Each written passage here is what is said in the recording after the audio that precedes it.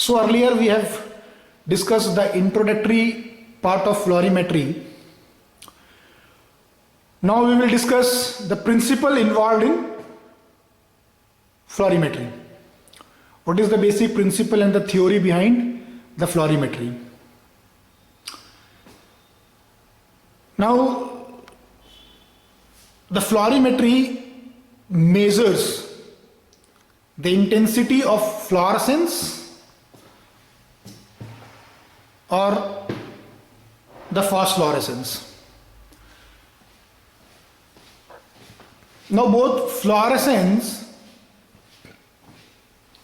and phosphorescence are the emissive process. That means they involve emission of radiation.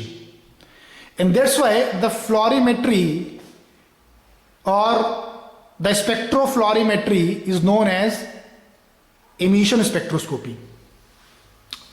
Because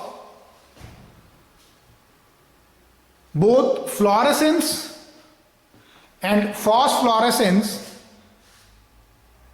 involves emission of radiation after absorption. Although the fluorescence and the phosphorescence involves emission of radiation, instead both these terms or both these process differs in terms of time lapse involved between absorption of radiation and emission of radiation. I'm again repeating this.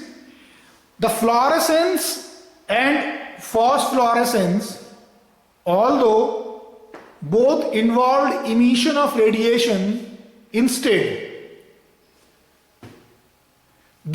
these processes or these phenomena differ among in the time lapse or the time duration involved in between absorption of radiation and the emission of radiation. Now, why there is a time lapse in between the fluorescence and in phosphorescence, it can be cleared well from this particular diagram. This is the energy level diagram, which indicates the transition of electrons from ground state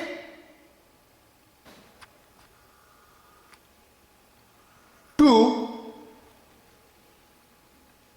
excited state. This diagram also represents the reverse movement or the downward journey of electrons from excited state to the ground state.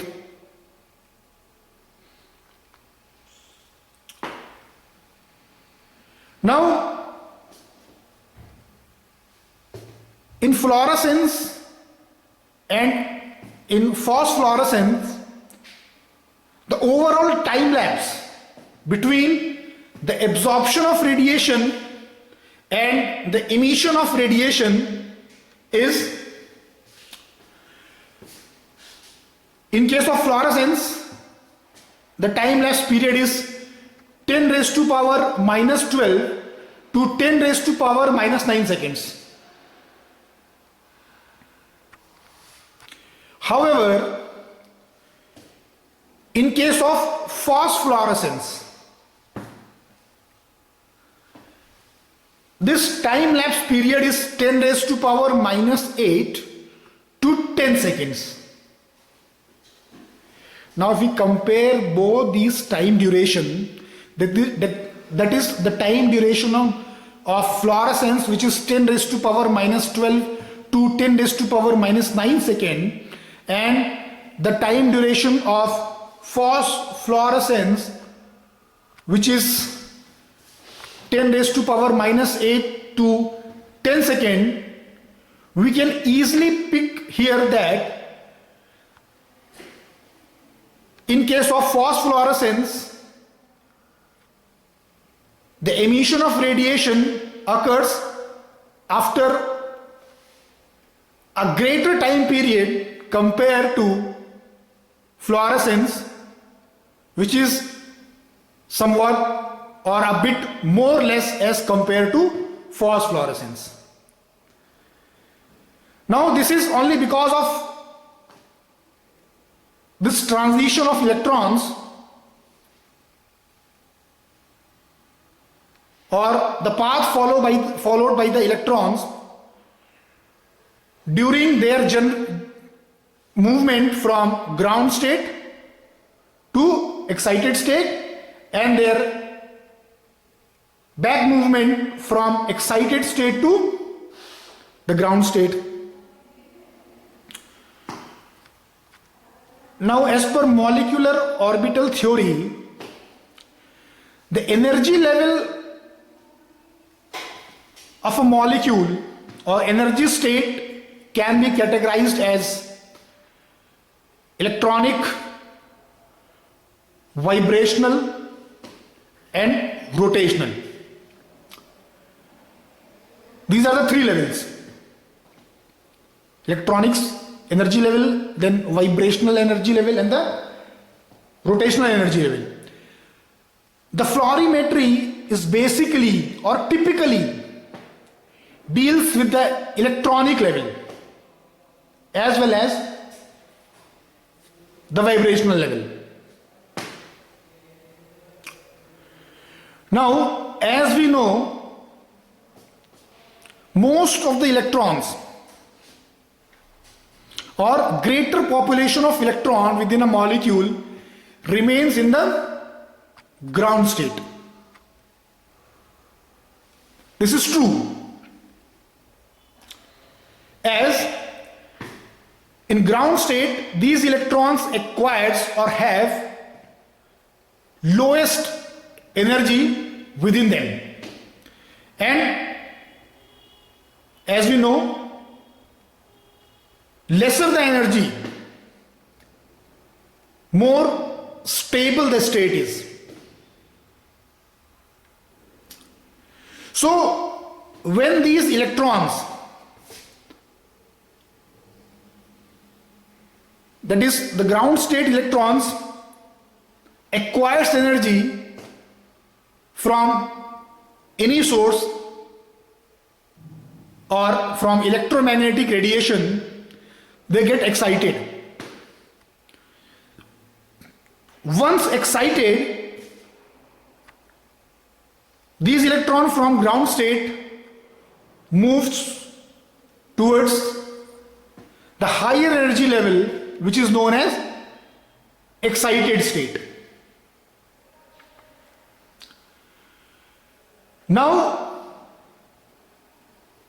the excited state is comparatively unstable as compared to ground state.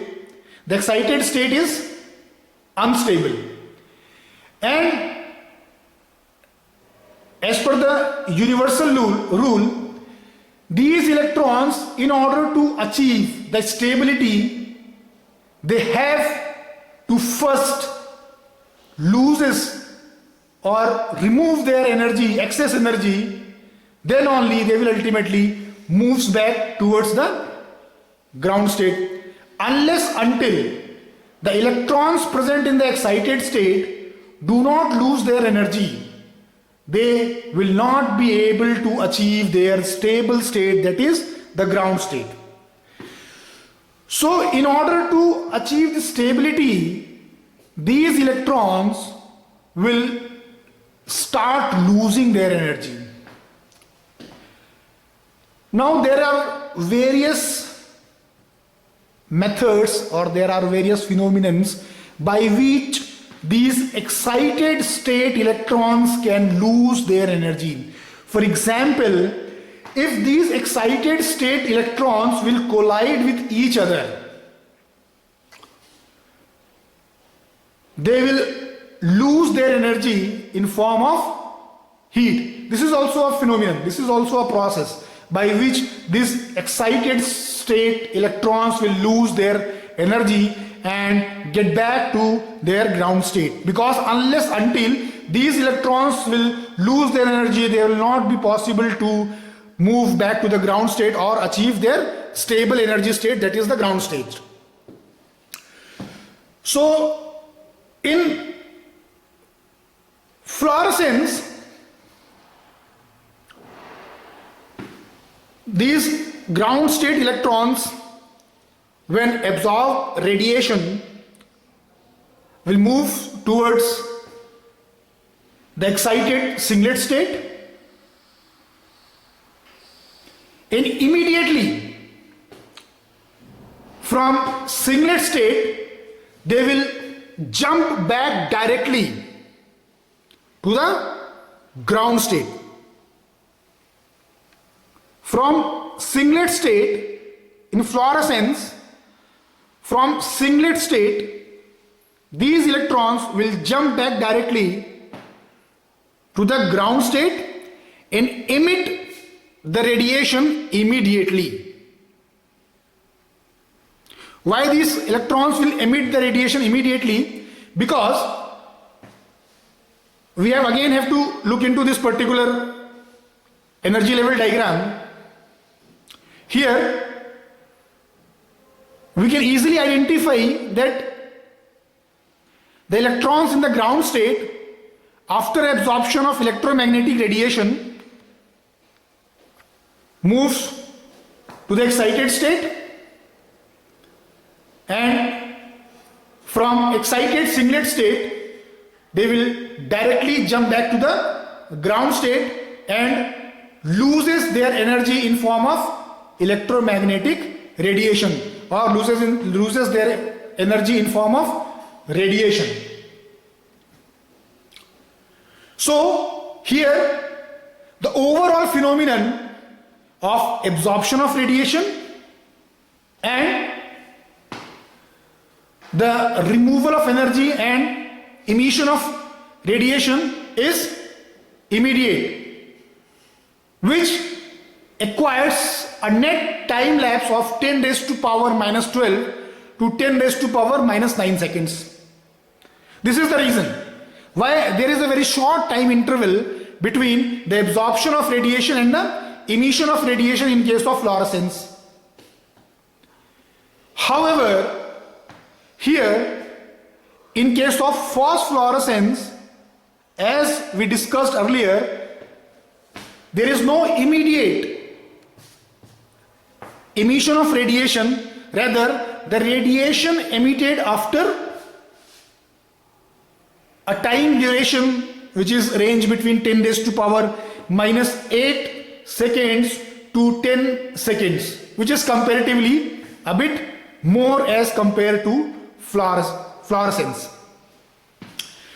Now the reason behind this delay in emission of radiation in phosphorescence is systematic movement or systematic back movement of excited electrons towards the ground state. Here in phosphorescence, these excited electrons, once they are excited by absorbing certain wavelength of radiation, they will ultimately move from singlet excited state to the metastable triplet state. I am again repeating here, please be careful. In case of phosphorescence, the excited electron, they are excited by absorbing certain wavelength of radiation, and once they absorb the radiation, they will move from ground state towards to the excited state.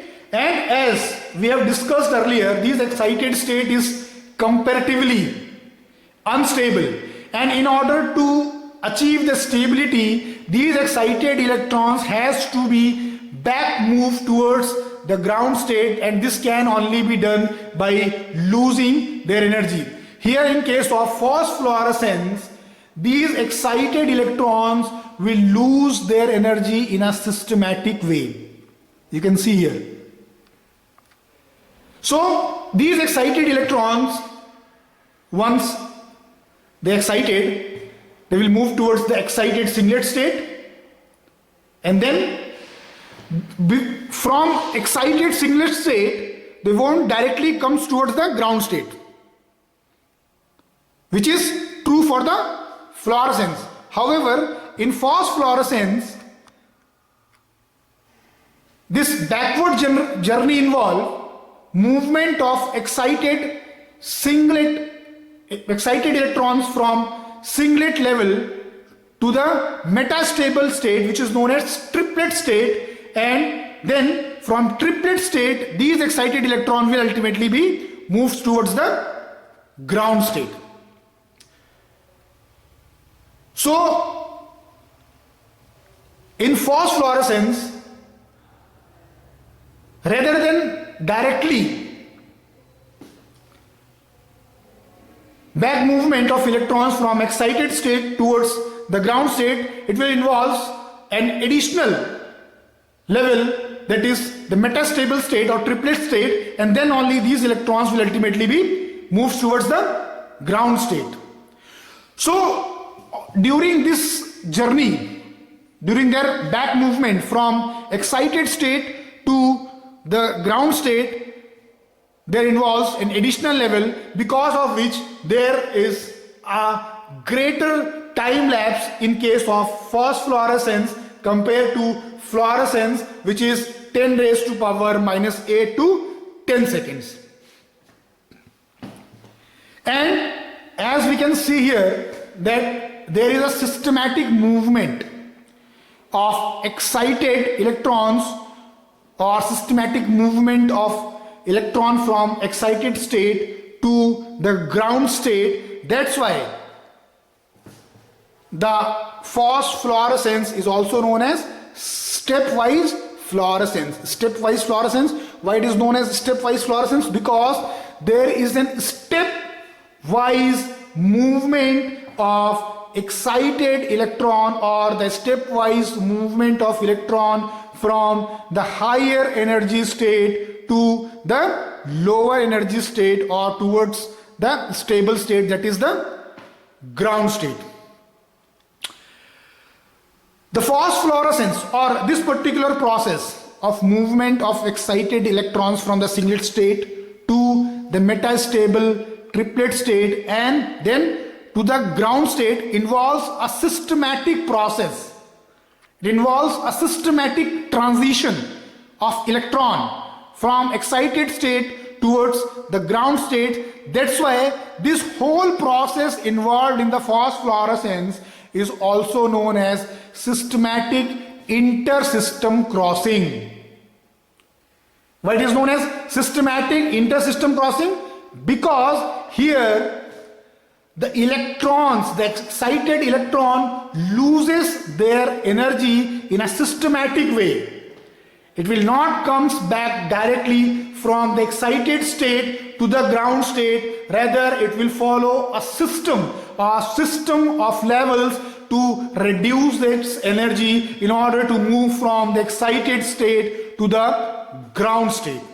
Now this is what the basic, or this is what the platform of fluorimetry.